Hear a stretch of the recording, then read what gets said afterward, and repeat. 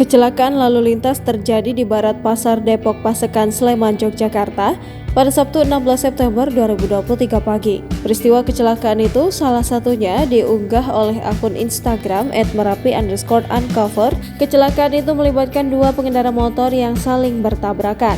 Breaking news, lagi terjadi kecelakaan di Barat Pasar Depok Pasekan motor dengan motor.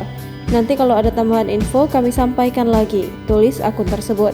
Menariknya, dalam video yang diunggah akun tersebut, salah satu korban kecelakaan yang merupakan seorang pria malah terlihat santai. Ia malah merebahkan tubuhnya dan selonjoran sembari menopang kepalanya dengan tangan kanan.